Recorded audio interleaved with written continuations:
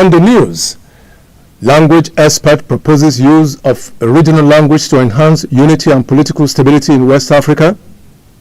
Federal government to launch campaign to promote made in Nigeria goods. Rivers State government cancels 134 billion naira contract awarded by former solar administrator Ibas. Senate confirms Professor Josh Amupiton as new INEC chairman. In addition, we have the exchange rate and weather report. The details now, so stay with us. Welcome to the News on the Hour on Providence Television International. I am Ugbebo Ikekwa.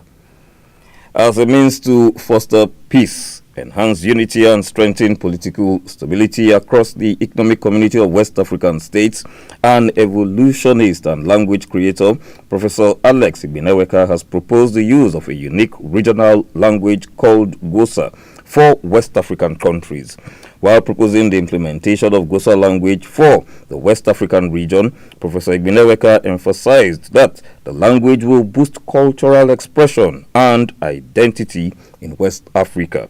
He further disclosed that, like the Swahili language, which is generally spoken by East African nations, the GUOSA language will be a medium of celebrating the rich arts, culture, tourism, and scientific heritage across Ecowas.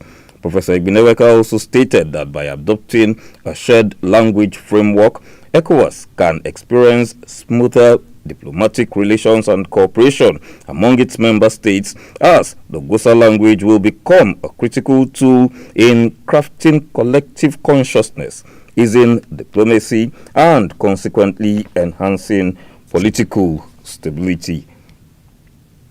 The federal government is set to launch a national campaign to promote made in Nigeria goods and services under the Nigeria First policy as part of efforts to revitalize the manufacturing sector.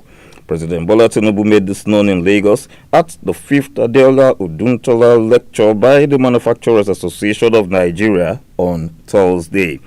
The campaign aims to shift national demand towards Nigerian products that meet global quality standards, while also addressing the country's import dependency.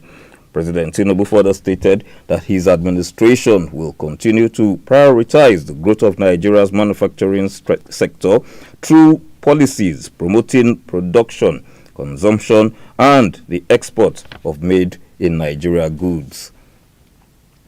The Rivers State government has cancelled a 134 billion naira contract awarded by the former solar administrator, Vice Admiral Ikot Eteibas, retired, for the reconstruction of the state secretariat complex in Port Harcourt.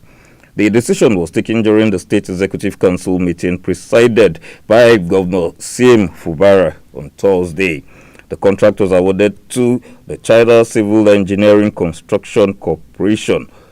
The Rivers State government, after the cancellation of the contract, ordered the engineering company to refund the 20 billion naira mobilization fee already paid for the project. The Federal High Court in Abuja has convicted 59 foreign nationals for their involvement in a major cybercrime syndicate uncovered by operatives of the Nigeria Police Force National Cybercrime Center. The foreigners, identified as citizens of China and Malaysia, were among 130 suspects arrested during a police raid on a building in the Jahi area of Abuja on November 3rd, 2024. According to the Force Public Relations Officer, CSP Benjamin Hudain, on Thursday, the suspects are accused of large-scale internet fraud, sophisticated hacking, and other offenses threatening Nigeria's cyber security. Amnesty International has urged the Nigerian government to abolish the death penalty. Mrs. Barbara Magaji, the program's manager of Amnesty International, made the call during a stakeholders dialogue to commemorate the World Day Against Death Penalty. The program was organized by Amnesty International in collaboration with the French Embassy in Nigeria on Thursday in Abuja. Mrs. Magaji urged the federal government to ensure that the criminal justice system is sufficiently resourced and capable of investigating crimes effectively, adding that the law should be able to support victims and guarantee fair trials without recourse to the death penalty. The Senate has confirmed Professor Josh Amupiton as the new chairman of the Independent National Electoral Commission. The Red Chamber confirmed Professor Amupiton after a voice vote conducted by Senate President Godswill Akpabio after undergoing screening and answering questions posed by the lawmakers. The screening session focused on Amupiton's vision for credible elections, his plans for institutional reforms within INEC, and measures to deepen the use of technology in Nigeria's electoral process. King Charles III and Queen Camilla will make an official state visit to the Vatican on Thursday, October 23rd, where they will be received by Pope Leo XIV. The visit, confirmed by both the Holy See and Buckingham Palace, marks a historic moment in Anglican-Catholic relations and will focus on two key themes, namely Christian unity and care for the environment. As part of the day's events, King Charles will be honored with the title of Royal Comforter of St. Paul at the Basilica of St. Paul, recognizing the long-standing ties between the British Crown and the Benedictine Abbey attached to the Basilica.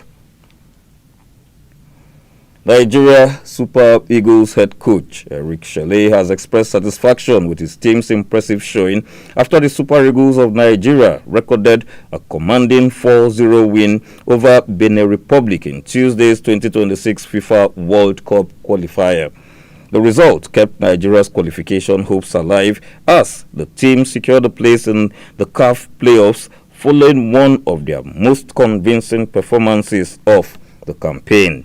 The Super Eagles of Nigeria will now enter the playoffs with draws to be determined by FIFA World Rankings on October 23rd, 2025, featuring Nigeria, Gabon, Cameroon, and the Democratic Republic of Congo battling for one qualification slot. And now to the weather report. The weather forecast for Saturday, 18th October.